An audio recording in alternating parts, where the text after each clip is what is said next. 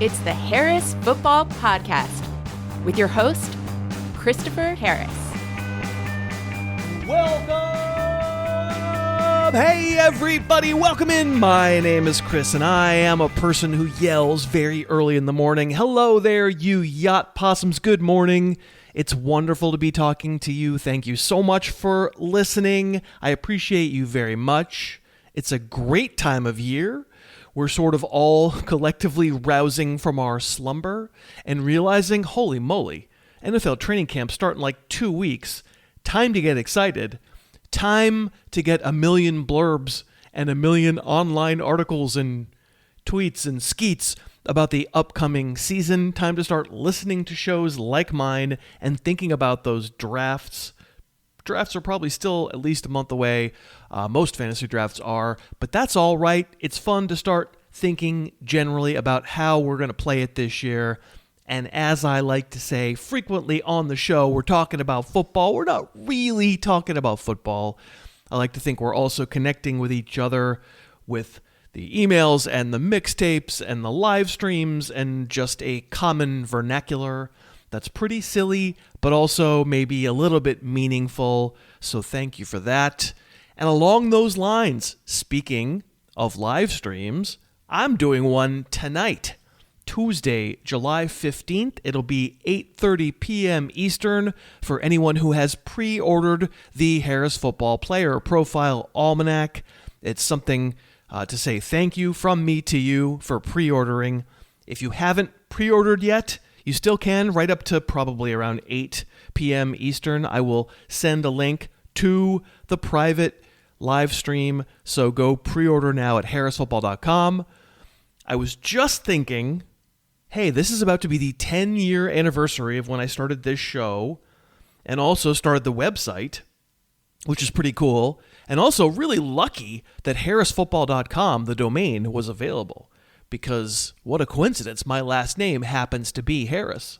It would have been very embarrassing if I'd had to call it like turnerfootball.com, because that's not my name. That's right, folks, 10 years of jokes just like that. It's a wonder any of us are still here. So there's not tons of NFL news during the dead period of July, so I thought I would read a profile from the Almanac. The Almanac is fully written. It's in the process of being laid out. And when I say that in the passive voice, like I'm the one who is laying it out. It's not like I have a team of layout people. I do the layout. The designer gives me a template, and then it's up to me. I'm sitting there in InDesign for hundreds of hours laying the thing out. But anyway, it is all written. And I am picking a profile to read out loud on the show, kind of at random, except my subconscious must have been working overtime because, of course, it's not that much at random. Map maker, win me a match. Burst through the hall, catch me a catch. That's right. Let's read Tank Bigsby's profile. We call him Cartavius because that's his real name. That's what makes him the map maker. I am currently still doing my slow draft for the Scott Fish Bowl. Did I wind up getting Cartavius in the 13th round? I did. That was 6 rounds after Travis Etienne, and that might wind up being correct, but I don't think it was correct based on what happened last year. I was certainly happy at that price to take a try on Bigsby. Here is his profile. A shock election in Canada? A couple Marvel movies that supposedly aren't that bad? Andy Barron's finding a variety of goose he doesn't hate? It has truly been a summer of flippity flops, and the Jacksonville backfield is possibly no exception. Last year, Travis Etienne was RB8! On my list, and was the consensus number 16 overall pick per ADP. I did a bunch of victory laps about how the Jags drafting Cartavius Bigsby in 2023 was used as a cudgel against Etienne, and Etienne shrugged and did 1,500 scrimmage yards. But 2024 was a different story. Etienne never topped 68 yards rushing in a game, while Bigsby looked so much faster on tape, which isn't exactly saying he's fast, than during his pedestrian rookie campaign. When Etienne lost a couple midseason games to injury, Bigsby played exceptionally well against the Packers and Patriots in a leading role. Unfortunately, then it was Bigsby's turn to miss time with an ankle problem. The duo subsequently split work down the stretch. With this rank, I'm making a guess. Cartavius began 2024 on kick returns and actually fumbled one away week 2 while hurting his shoulder, but had it overturned because the kicker put himself offside. So it's fair to say the Jaguars weren't expecting a breakout either. But by mid-season, I was regularly saying on the podcast that if you only evaluated what they'd put on game tape in 2024, Bigsby greater than Etienne. We all know Etienne is supposed to be the more dynamic, faster player, while Bigsby probably generates more straight-ahead power. But in the FEMA site of Doug Peterson's final Jacksonville offense, it was more common to see Bigsby breaking free, and near the goal line he outtouched Etienne 7-3. His big plays dried up later in the year, plus Bigsby kept getting minor dings that would sideline him for portions of games, and he also kept fumbling. Other than that, how was the play, Mrs. Lincoln? Now, especially with the new head coach Liam Cohen, the whole thing seems a jumble. I really might have this wrong. Etienne may be Cohen's cup of tea, or maybe one of the rookies, Bashul Tootin in the 4th, LeQuint Allen in the 7th, gets a jump on the incumbents. But you pay me the medium bucks to make calls, and my call is sight unseen. If I'm basing my choice on how they played last year, I'd draft the map maker highest among Jags running backs. That is the end of that profile. Of course, the key being there at the end, sight unseen. That's how Bigsby's profile will read for the August 1st edition of the Almanac, which is coming up, yikes, in a little more than 2 weeks.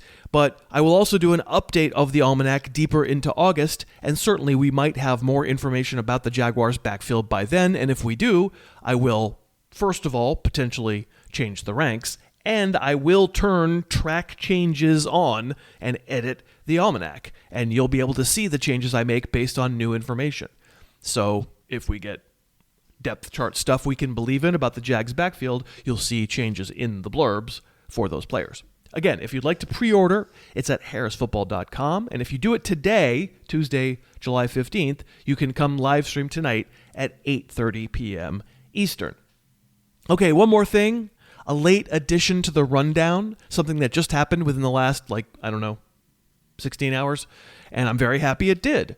The guys at CBS Fantasy, Jamie Eisenberg, who'll be on the show next Monday, Dave Richard, who'll be on very early in August, I hope, Adam Azier, who many of you know from the CBS various properties, Heath Cummings, and the rest of the CBS crew. They're doing the FFT Open, Fantasy Football Today Open. Fantasy Football Today is their name of their show, which I guess they have done the FFT Open for a few years. It's expanding a bit this year. It's a charitable fantasy football league that gives you a chance to play fantasy in a league with some of your favorite industry people. And just last night, they asked me to do a league in the FFT Open. This is all a way to raise money for St. Jude's Children's Hospital, which is a charity near and dear to all the CBS guys' hearts. Every year I go on their telethon where they raise money for St. Jude's. This is another great thing that they're doing. I was happy to be asked to help out. Starting next Monday, the 21st of July, I think 7 p.m. Eastern, you'll be able to go to a website that I put the link in today's show notes. And if you want, you can donate $250 and play in a 12-team fantasy league with me. It'll be me and 11 people who donate. All of it goes to St. Jude's. And I guess it's like a tournament. So I think there'll be 24 leagues total, 12 teams per league. They'll play a regular season like normal. And then I guess they have a way that they pit all the winners of the various leagues against one another in the playoffs. Mostly, it's a way to give to a great charity and play in a league with me. Again, I put the link in today's show notes. The ability, it's a gold rush. I guess they just turn the website on at 7 p.m. Eastern on Monday, July 21st. And I guess first come, first serve. It'll be fun. I look forward to playing in that league with some of you. Today's kickoff. Okay, on today's show, our division by division previews of the stories we're going to pay attention to in training camp continues. Last week, we did the Easts, the AFC, and the NFC. Today, it's all about the AFC North, the Ravens, Steelers, Bengals, and Browns. To help me talk about what we will look for and what we will stay away from when it comes to information about those training camps, it'll be Matt Harmon of Yahoo Fantasy and receptionperception.com. I hope and think it'll be a great one, and I thank you again so much for listening today. We are sponsored again this season by Wild Grain, the first bake from frozen subscription box for artisanal breads, pastries, and pastas. If you know, you know. There are two kinds of people in the world. People who love Wild Grain and people who haven't tried it yet. It is so good. You know what it's like when you get fresh bread at the bakery? It's awesome if you eat it that day.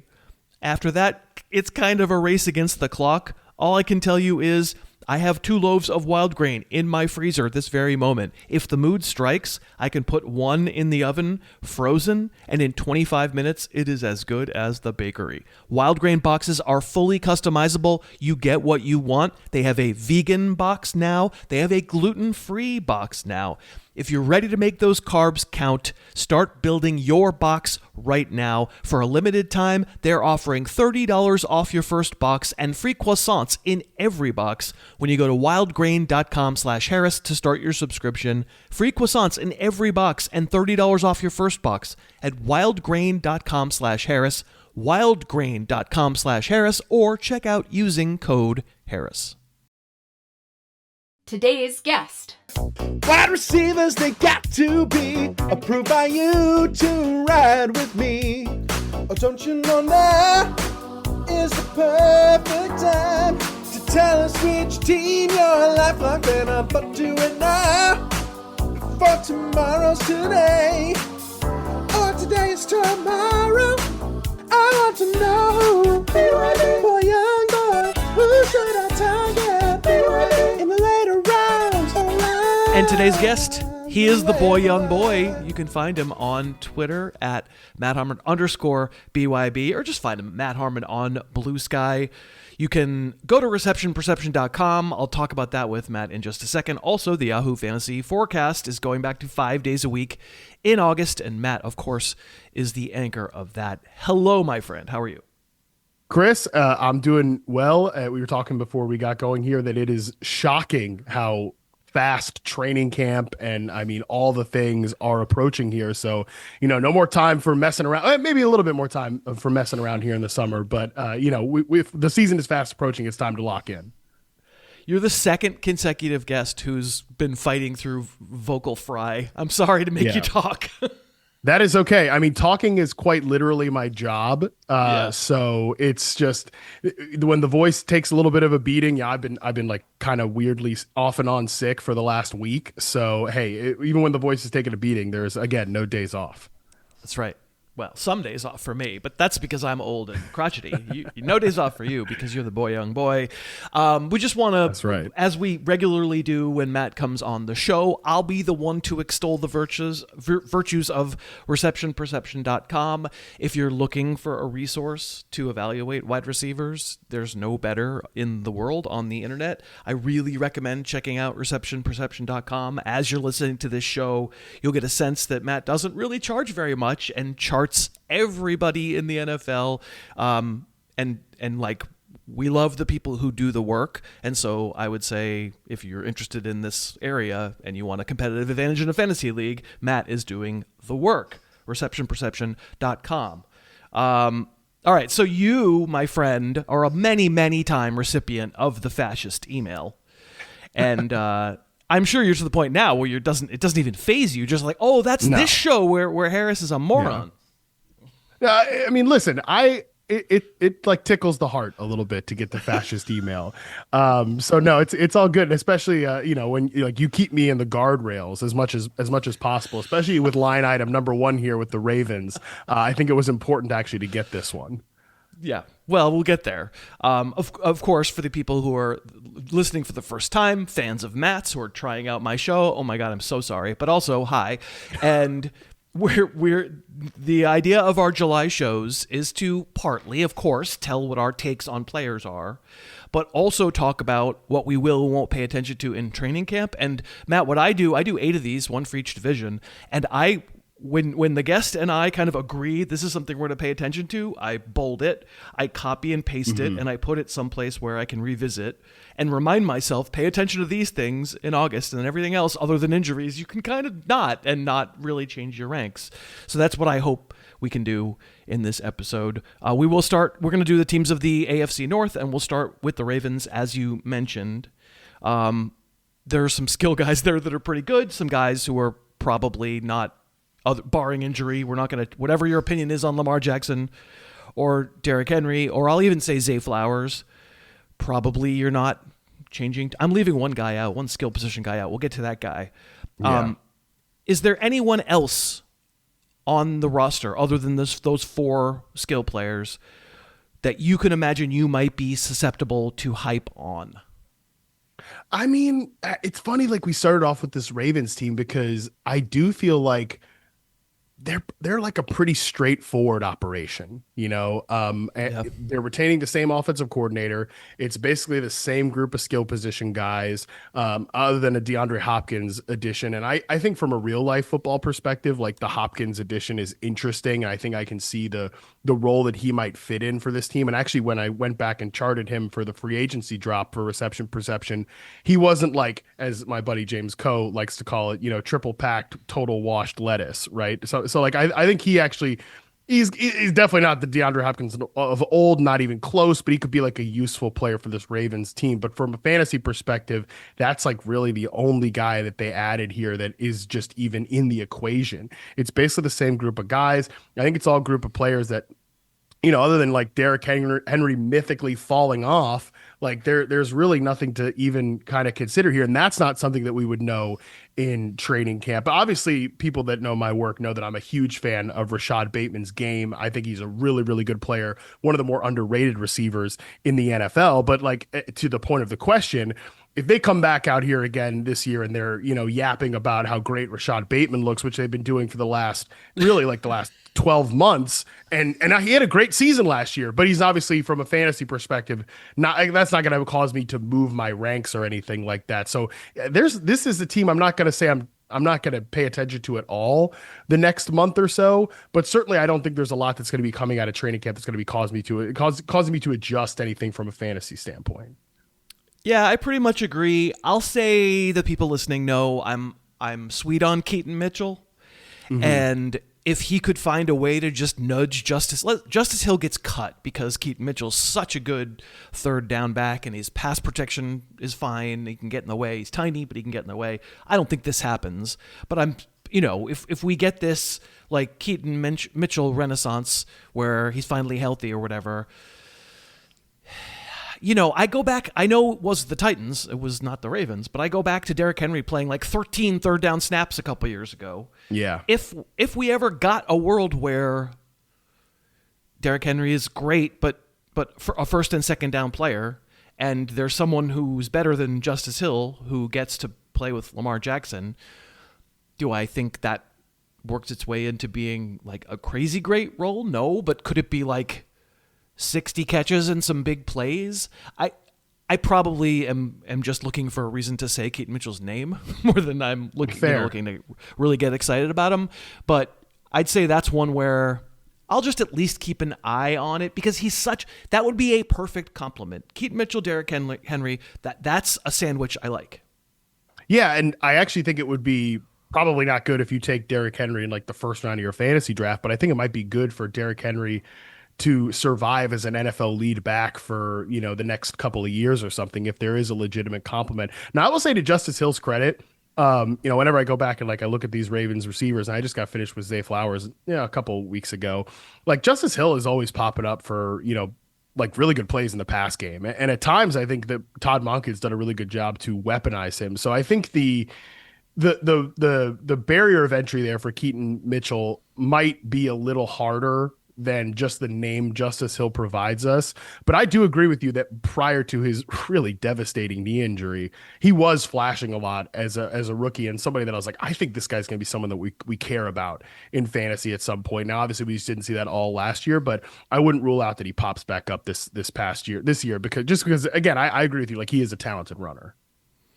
Yeah, like it's funny that the Keaton Mitchell thing was happening right as the Devon Achane thing was happening, and it's felt like right, it's kind of the same guy, kind of a little bit. They took different paths, that's for sure. So the guy I left out was Mark Andrews, the fourth guy, and I think Mark Andrews, he's been in the league a really long time, and if he has fallen off because of his devastating drop in the AFC Championship game, we're not going to know that until September.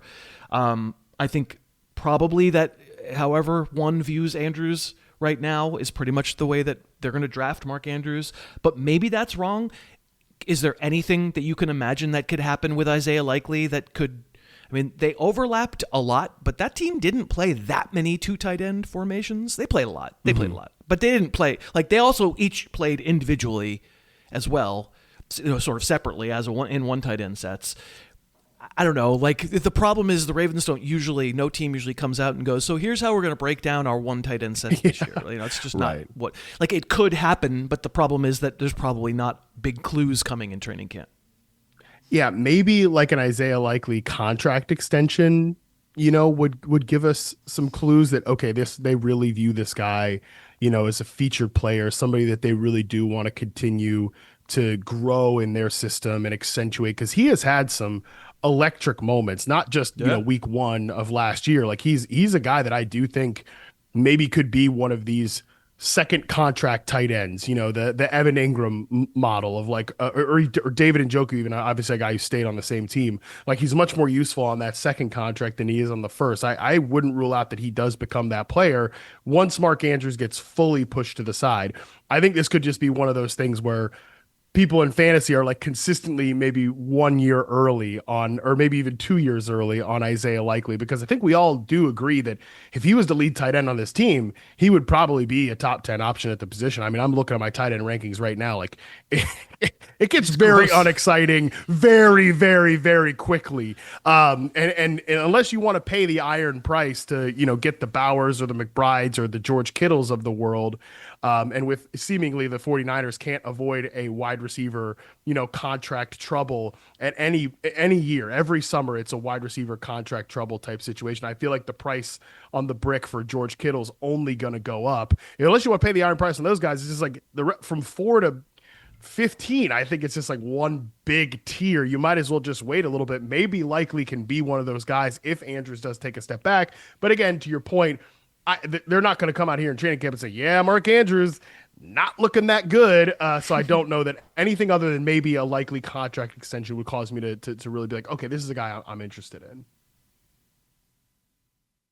A whole lot of people listening to this show know my sleep habits. You know that I wake up very early on the West Coast to make the podcast. You also know that I sleep on a Leesa mattress. The reason you know this is because Leesa has been such a great sponsor of the Little Podcast That Could for a long time. And as a result, a whole lot of you also sleep on a Leesa. But if you don't yet, and you've been putting off getting a new mattress, please do remember, Leesa, absolute luxury beds without the luxury price tag. Order from home, get it delivered, sleep on it for 100 nights to make sure you love it. And if you don't, you get your money back and they will come pick it up. But I think you will. Leesa also donates thousands of mattresses every year to shelters, also works with organizations like Clean Hub to remove harmful plastic waste from our oceans. Of course, none of that matters if the mattress isn't great. I just happen to think the mattress is great. Check out leesa.com for the extended 4th of July sale that will save you 25%. Plus, check out with code Harris and get another $50 taken off the top. Leesa.com for 25% off site-wide and use the code Harris for another $50 off. Leesa.com, code Harris. Okay, we're back with Matt, and we are looking at training camps, previewing the AFC North. We're on to the Steelers, and yes, there are things to pay attention to in Steelers camp. In fact, maybe a little too many to be comfortable, but the backfield is fun. and interesting, and it sort of revolves around Kaleb Johnson. Jaylen Warren, I was tempted to say is what he is, but it does feel like 2 years ago before he's hurt for a lot of last year, but 2 years ago there was a little smaller feature back, like Chase Brown kind of vibe coming off of him. Shorter, maybe not necessarily smaller. Like he's got enough power to him. In letting Najee Harris go, the Steelers made the right call in realizing not to pay that guy second contract. But they immediately then drafted another Najee Harris. And maybe Kaleb Johnson's better than that, but I think we'll find that out in training camp. I think there's a way to interpret what beat reporters see, how often Kaleb Johnson runs with the ones, how often he's pulled out in pass protection, how much he gets yelled at, but for bad pass protection. Like, there is a way, for me anyway, to like be reading the Steeler blurb, running back blurbs for a few weeks and go, I think I need to make a little alteration here. I agree with you, especially because kind of in at least early drafts I've been doing, the ADP on Kaleb Johnson is still perfectly tenable, like where he goes right now. Even if he is, I think you might be a little harsh on him saying he's like just another Najee Harris, but even if he is just that kind of guy, I think taking him in, the 7th or 8th round or something is totally fine. Now, obviously, again, I think that the inverse of that, like, oh yeah, Kaleb Johnson he's running with the ones. Jaylen Warren is just kind of being sprinkled in on late downs or anything like that. That could definitely cause that ADP to go up. And then maybe we are talking about something that is a little bit untenable in terms of like where you're drafting him. All that being said, like, I do think Jaylen Warren is the type of guy that is, I think calling him like a thorn in the side of the lead back is like disrespectful. I think he's a really good player. I think Me too. I'm not saying that you're saying that. I just think that like viewing him as that type of player, I think is a little disrespectful, because I do think he can run legitimately well in between the tackles. I think he has more than enough pop to him, and this is the type of offense with Aaron Rodgers where every season for Rodgers at this point, from 2022 to, obviously he didn't play in 23, but last year, it's been very touchdown to check down in terms of the reads. Like, there's not a lot in the intermediate area of the field. I think a guy like Jaylen Warren could be like a check down merchant in this offense, but I think he could do something with the ball in his hands. So I think we can read into the usage of these two players and decide like, hey, which is the guy I kind of want to take more shots on here. Yeah, I'm going to definitely pay attention to it. I 100% agree about what Aaron Rodgers looks like. A dude who absolutely does not want to get hit. And you want to talk about someone whose numbers from last year are just absolutely a bald-faced lie. It's a shock that something involving Aaron Rodgers would be a lie. But it is where we are, probably his last year. I'm imagining that as painful as some of the weeks may be where Rodgers doesn't want to get hit and doesn't really want to hang in, for DK Metcalf, probably that's baked into his price. He's not going to be like a high wide receiver 2, low wide receiver 1 anymore. Whatever you think of DK Metcalf, I doubt you're going to be like, wow, Aaron Rodgers, quote unquote, struggled in training camp. DK Metcalf, wide receiver 45. Like, you're not going to do that. He is what he is. Do you think, find it worth paying attention to the other guys, whoever the wide receiver 2 is? I mean, there's a chance it's a person not on the team yet. Amari Cooper, Keenan Allen, if he wants to play. Possible there's a trade there. It could be Calvin Austin. That's who they've talked up during mini camps. It could be Roman Wilson, who they very much did not, or like for a little while there, and then immediately were like, no, we take it back. Do you imagine that you're going to be interested in the wide receiver 2 in Pittsburgh?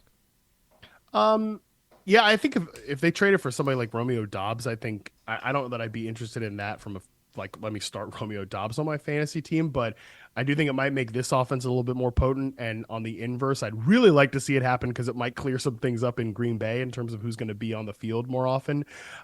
So that's like something I've been kind of wish casting over on my side of things, but yeah, it's something like that. Maybe it would cause me to pay a little bit more attention to this offense. I do think Calvin Austin is an interesting player. I'm not going to say here like he's the great sleeper wide receiver of this season or anything like that, but I think he is.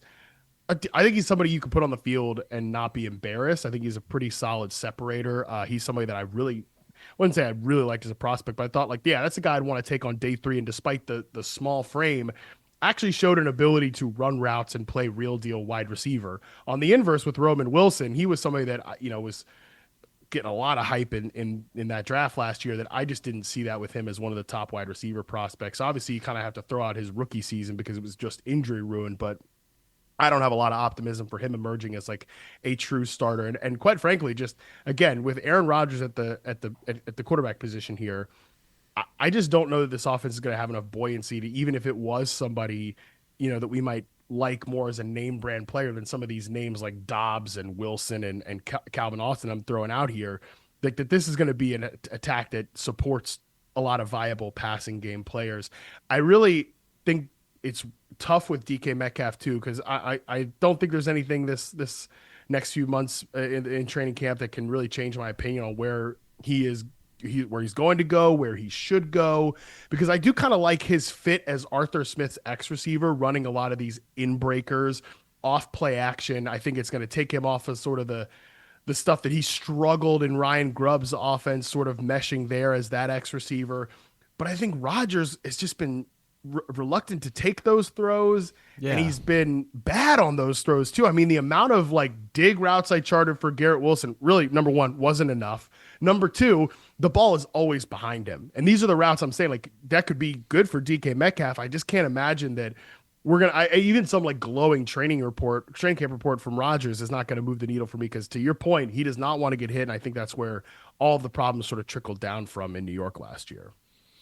Yeah. When he was going for touchdown 500, that's when he woke up, cause that's what he's motivated by. But like watching those Devontae Adams touchdowns back in December last year, I mean, it was either like absolutely wide open stuff or some corner route where he gets to let it go early. Yeah. And like, okay, great. I mean, and that can work for Metcalf. He can run a corner route. It's fine. It's just he's not a separator like Devontae Adams is. And so if you need, it's the Russell Wilson. It's the throw that Wilson won't make. It's the dig. It's the cross. It's the tight window stuff, timing. Like they don't want to. Who knows what it is with those two guys? It's clear that they don't want to do it, and maybe they just have had like no turnovers burned into their brains so much that they like overemphasize it, or they just don't trust their arm strength as much anymore. Yeah. It's tough to know. I think with Rodgers, it's something that has developed into a problem over time. With Russ, I think it's always been a little bit of a weakness there for him. So, and by the way, too, just I think Metcalf is like a fine player. He's probably not like one of the best 20 receivers in the NFL, but he's somewhere in that 25 to 30 range. So he can be a number one receiver on a team, and it's fine. But I'm just saying, like, if Aaron Rodgers got frustrated by Garrett Wilson and some of the like, hey, this is supposed to be a 8-yard stop route and it's at 7 or whatever, and like, oh, you're not right on the landmarks that I want you, even if you're open. I mean, DK's like a box of chocolates with that too. So there's just like a lot of things going on between that connection, which theoretically should be the best part of this passing game by a significant margin. Which is probably already baked into the DK Metcalf price. Yeah, totally. I mentioned Amari Cooper. I mentioned Keenan Allen. So there was a thing floating around about Amari Cooper that some position coach said he was quote unquote done because of a wrist injury, but that was months ago. So I have no idea whether that's true. And then there's there's the only news about Keenan Allen that I could find was the Chargers gave away his number. So that made it sure that he was never going to go back to the Chargers. So I was like, okay, man, we're really doing some dot connecting here. To be honest, Keenan Allen's exactly the guy Aaron Rodgers would want right now. Yeah, I got to be honest. Well, okay, with Amari Cooper, what a weird season last year for Buffalo. Weird season altogether, because when he was with Cleveland, I remember, charting him being like, hey, he's actually still like separating at a decent level, but he's just having real issues at the catch point, which has been an issue for Amari Cooper in previous years. That's kind of like a problem that comes and goes for him. But it was bad last year when he was with Cleveland. He's also, of course, playing with the worst quarterback in the NFL, and Deshaun Watson. Then he goes to Buffalo, and the ability to separate really falls off of a cliff. Of course, he's playing with a great quarterback. It's just very, very weird. So it ultimately ends up with Amari Cooper that he just is kind of in no man's land of like, I don't really know where he is at this point. Now, To the point of Keenan Allen, I think he's just a guy that's very like he was part of the problem with the Bears wide receiver deployment last year because he needs to play as a slot receiver. Like he has to be a slot at this point, which by the way, this is an offense that wants to play with 2 or 3 tight ends at a time. That's problematic. And then with the Bears last year, it's like, well, all right, DJ Moore is now our true just split end ISO wide receiver. That's really not his game. They didn't want to use Roma Dunze that way, which didn't make a lot of sense to me. So I think Keenan Allen just creates problems in your wide receiver room because of how he's deployed. And not to mention, he said that he wanted to only play in Chicago or Los Angeles. Not going to be a lot of takers there. So I don't know if Pittsburgh is interested also, by the way, in a guy that was one of the worst blocking receivers that I watched last year. And this is a team that obviously wants to run the football a lot. But I'll say, as far as a match with Aaron Rodgers goes, there's no one else that if you had Keenan Allen, he would play. If you're the Steelers, he would play in the slot because there's no other. Yeah. He would at least be at the landmark. He would at least be at the landmark that Rodgers wants him to That's be what I'm at. saying. How much and happens open. after that? We'll Nothing. See. I mean, he's never been an after the catch guy, and he certainly isn't now. But he's always open exactly where you need him. And so, I mean, we'll just see. I know nothing. It's not like I know anything, but I mean, at this point, it may be safe to assume I still have both of those receivers like deep still on my ranks. In the ranks of the like not really draftable in 12 team leagues, but maybe deeper than that. But that may be going away. It's just a matter of finding out. All right, the Bengals. A little bit kind of another one they got who they got. Not a lot of changes. T. Higgins re-signs. Maybe there's a little bit of drama surrounding Chase Brown because Chase Brown's going to go real high. Chase Brown's going to be, I don't know what it's going to be, round 2, round 3, something like that. And I'm a believer and I'm probably fine with his ADP. I don't know what I don't look at ADP right now, but I'm assuming that that's about where he goes and like I'm fine with that. I guess if the Bengals start talking up Zach Moss again, or start talking, Samaje Perine, I wouldn't believe it for a second, or Taj Brooks, maybe I wouldn't believe it a second. Matt Waldman loves Taj Brooks, but yeah, lasted a long time in the draft. If there are clues that last year was a big Chase Brown year out of necessity, and they would rather make him the 1B because he's on the shorter side, I don't even say smaller because he's like 210, he's not tiny. There's a world where people get scared off and they go, well, last year I was trying to tell people Zach Moss is terrible and there's no other running back there. And I really like Chase Brown's tape. And so I'm investing a lot in Chase Brown and it didn't really move. He went really low. I wonder if this year some part of the market still doubts Chase Brown because they're take committed from last year. Yeah, I think that would probably be it. Now, I will say I was at the Combine this year, and I was at Zach Taylor's media availability because we were going to do a segment with my colleague Jory Epstein on like the Bengals and their contract negotiations with the wide receivers and stuff. So I was kind of there just collecting, any meaningful quotes, which was none. But I will. So keep that in mind with what I'm about to say next.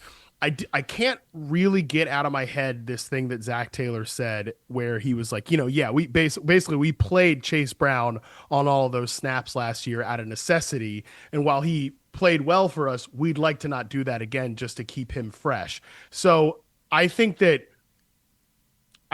fantasy managers go in and just like copy paste Chase Brown's like near 90% backfield snap share, workload share, stuff like that. I think they might be disappointed if some of these other guys maybe just eat into the fringes. But I think that's kind of to your point here. I don't even think like them saying, hey, Zach Moss, like, oh, he looks good, or Taj Brooks looks good. I don't think like that is a big problem here because I think Chase Brown should still be the lead back here. And I think past any test we were looking for last year. And I do agree that ultimately somebody else is going to be in the mix here a little bit simply to just keep Chase Brown from breaking down. They don't want him to be that guy, but there could still be more than enough juice to squeeze from a fantasy standpoint for him to be a very, very good running back this year. Yeah, I've said it a million times. There's another almanac research project again this year that'll be in there about how many backs get 75% of the work share, even in games only in games where they play, not taking out the games that they're absent from the field. And there's like 6, 7. And if Chase Brown isn't one, it's not a death knell. Plenty of the great Yeah. fantasy backs do 2/3 of a work share. That's just the way the NFL is now. And so, yes, I mean, you and I it sounds like you and me, definitely. There's no amount of positive Zach Moss news that could possibly take me off of thinking Chase Brown is the 2/3 back here and getting all the valuable stuff. And every so often, Zach Moss will fall forward into the end zone, and I'll be a little annoyed for 5 minutes, and then I'll remember he's Zach Moss, and it'll be fine. If that were to happen for other people, that just means probably a slight buy opportunity if somebody else wants to take the Zach Moss stuff at Samaje Perine. I can't imagine anybody would be taking that at face value, but and like, I mean, I'm being cavalier. Zach Moss is fine. He's just a fine bog average. Yeah, he's a fine bog average, eat up some carries kind of guy. To be honest, either of Moss or Perine, I do think that Moss is certainly a better runner at this stage. Although he's coming off a serious injury, who knows? Better runner at this stage of his career than Samaje Perine is, or maybe ever has been. But like, if these are the guys that are taking snaps away, quote unquote, from Chase Brown, that's actually, I would say, a pretty big win for a guy that, like, these typical like former day 3 backs who end up being starting running backs. And have these what end up being flash in the pan seasons, like a Dameon Pierce for the Texans or something. Typically, there's somebody who comes in here and takes their job with a lot of pedigree, right? Like somebody that, for example, like Joe Mixon comes in here, okay, well, he's pushing Dameon Pierce to the shelf for good, okay? There's nobody like that even close here on this Bengals backfield. So again, it's like you take Chase Brown in your fantasy draft and like, all right, they're talking about Zach Moss is going to get some work or Samaje Perine is going to be involved on third downs. Who cares? Like, these guys are never fully going to take his job. That's like a win for you guys that are taking Chase Brown.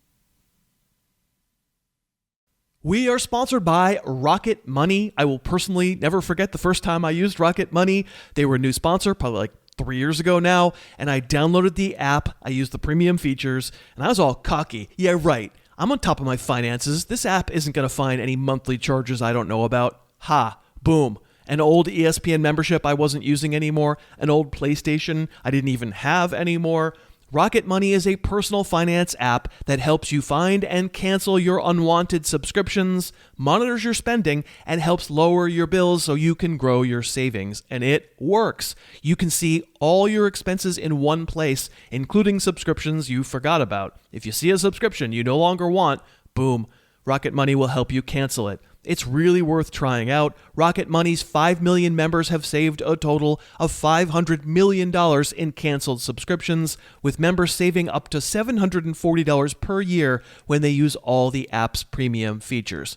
Cancel your unwanted subscriptions and reach your financial goals faster with Rocket Money. Go to rocketmoney.com/Harris. Check it out, rocketmoney.com/Harris, rocketmoney.com/Harris. We are back with Matt, and we are making our way through the rest of this AFC North and what we're going to pay attention to in training camp. I don't have too much else for you on the Bengals because, again, they are fairly set at the big positions. That offense always, that offense is always on the national windows, and people are always seeing that there are pop plays there for other guys who aren't Jamar Chase and T. Higgins. The problem is it's just never the same guy. It's just a rotating cast of characters. Oh, it's Andre Yashavas this time. Oh, cool. It's Mike Gesicki this time. I don't know. You can tell me if you have some great affinity for Jermaine Burton. I don't know anything about him because he didn't play. It would be lovely if they could get a third receiver. There used to be a time where Tyler Boyd could be that, could be like eke out a bye week PPR okay sort of production.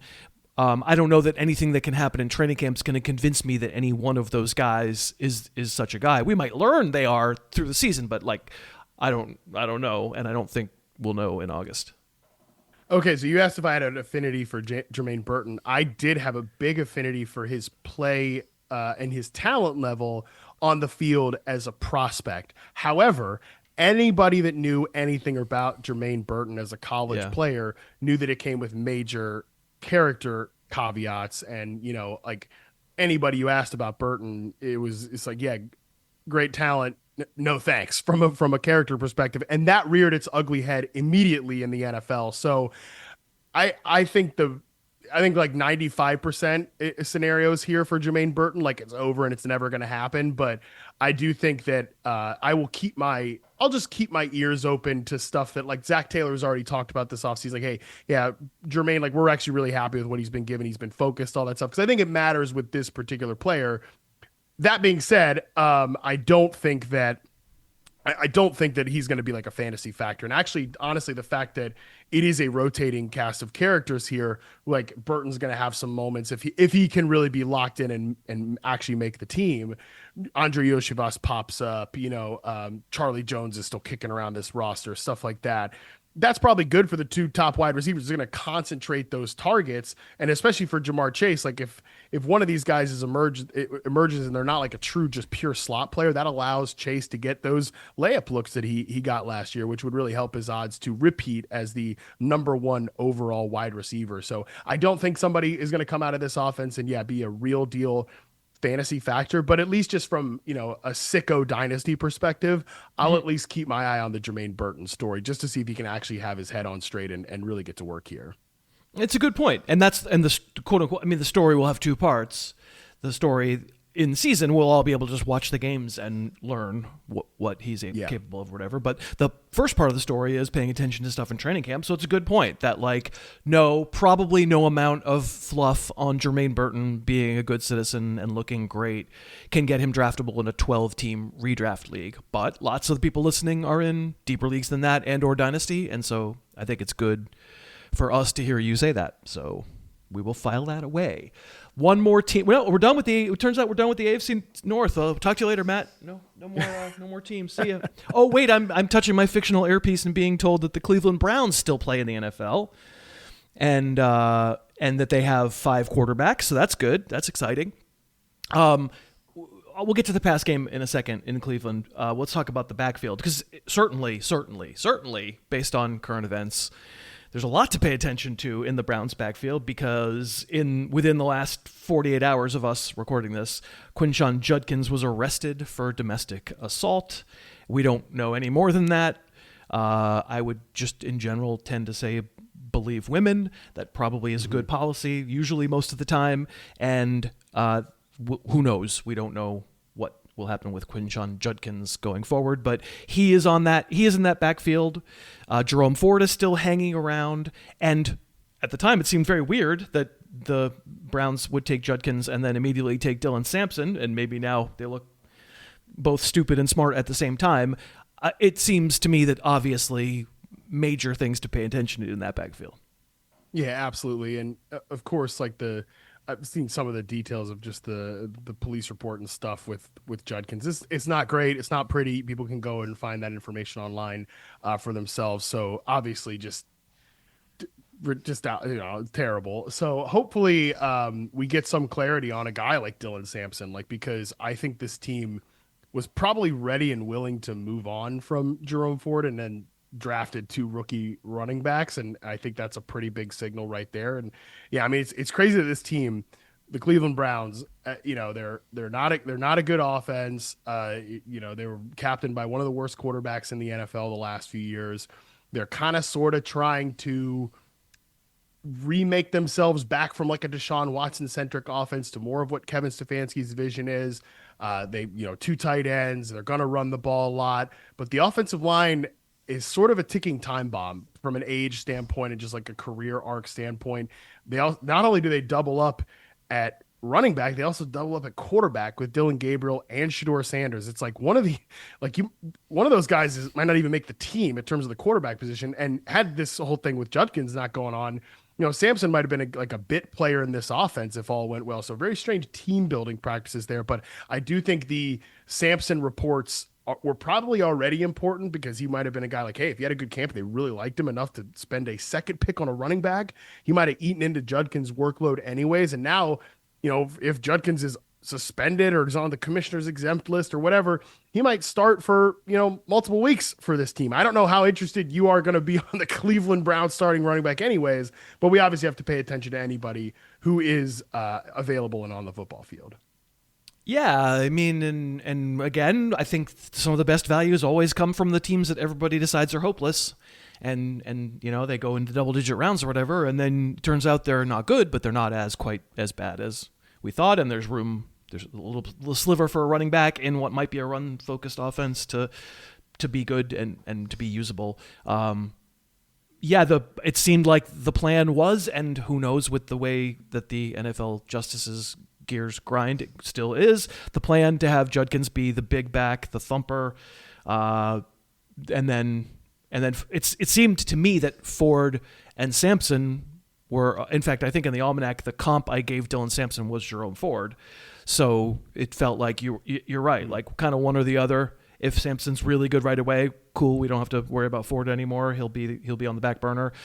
The bottom line is I can't tell anybody how it's going to work out, but of course it's going to merit paying attention to. Do you find the Sampson-Ford comparison have some cromulence to it, or is it laughable to you?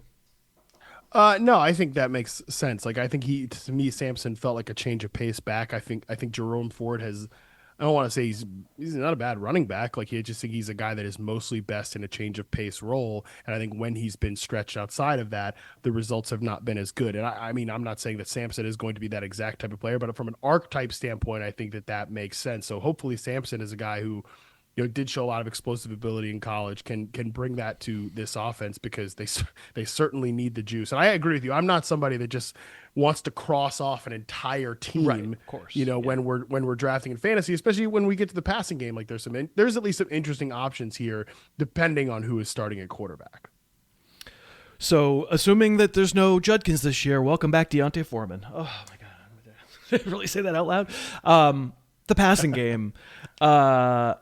I'm not a huge fan of Jerry Jeudy myself. We can talk about that because I've watched a lot of Jerry Jeudy film, but I don't chart him as scientifically as you do. I was intrigued by Cedric Tillman's cameo. Deontay Johnson's on this team. Like, it has the makings of a receiving core where you could squint and go, sure, I understand how that all fits together and works. And there's at least everybody that I just mentioned has a thing that they theoretically do well. Jeudy probably, no matter who the quarterback is, you're already kind of punishing him because we're not going to like the quarterback, which is very viable, and we should punish receivers whose quarterbacks stink. News on the other guys might be worth paying attention to, but the biggest question is it really Joe Flacco? Are we really? I mean, it'd probably be best for the receivers if it was Joe Flacco because he's crazy. Yeah, he was really bad last year, though, with the Colts. Yeah. Now, very, very different offense. I think this offense suits him a little bit more in terms of like, hey, we're going to boot it out. We're going to use play action. Yeah, just throw that thing down the field, whether you throw it to our team or the other team. We will take, from a fantasy standpoint, we will take the big plays as they come. I do think that Flacco is probably the guy we are rooting for from a fantasy standpoint to be under center. Now, that being said, like, if both Gabriel and Shedeur Sanders are going to be on this team, it might come down to Flacco or Pickett, and they did give a 5th round pick and, DTR, which whatever, to get Kenny Pickett on the team.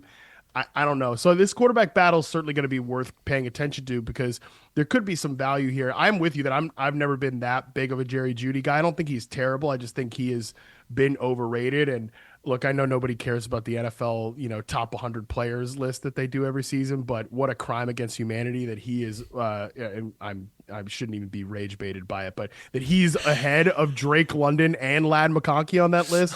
I mean, give me a break, bro. Anyways, so that's why, I think the public perception of Jeudy has always been a little bit higher than my opinion of him. Now, again, not that he's bad. He's a very inconsistent player. I think his stats last year were obviously unfairly depressed with Deshaun Watson when he was 44th in the NFL in receiving yards. But everything that happened with Jameis, like, that's just like that's a pump and dump scam. Like, that's fake. And not to mention that the stats between him and Elijah Moore and especially Cedric Tillman were really close during that range. Tillman ends up getting hurt. I think Tillman's an interesting player, man. Like, I'm not saying like his reception perception profile screams like, oh, future superstar, but he looks like a viable starting NFL X receiver, which you want to move Jeudy around at flanker and sometimes into the slot. I do think the Browns use Jeudy well. I think they'll continue to keep him in that role where, again, it's mostly about his speed and verticality and less about his choppy route running and stuff like that. So I think Tillman could as long as the health reports are good on him, that's worth paying attention to. He's somebody that in the double-digit rounds, I don't mind taking a shot on, because I think his game is a little underrated. The production was very close with Jeudy when those guys were under center, or when Jameis was under center. Both those guys were out there, and I think his individual player talent does again point to somebody that can be along that starting NFL X receiver axis. Right, and in particular, if Flacco's the quarterback, Tillman's exactly the guy. Just run down the rail, buddy. Just run straight, go. I mean, big overs, posts, deeper crossing routes off play action. That's very much the again. It's not Nico Collins-esque, but like some of the stuff that they do with Nico Collins. Yeah, it's in that vein. Right, in that vein. I mean, it's funny you say that. So I did a film futures or whatever it's called on Tillman right as he'd had a few good games and we were adding him, and then of course he immediately got hurt.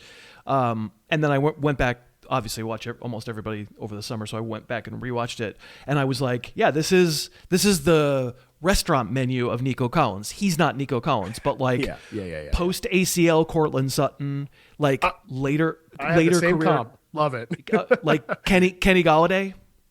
You know, like these kind of like big, huge, wide wingspan, like not really going to so much run a route, but like pretty fast for how tall they are, and they can go win a contested ball. So interesting guy for sure. I wish he was on a different offense, but I'd be more interested for sure. I'll pay attention because if Flacco is the quarterback, it does seem like it would fit what maybe Tillman could do. And don't get me wrong, it doesn't mean he's going to get high in the ranks or like bypass Jerry Jeudy. Like Jeudy deserves to be the highest Browns drafted receiver.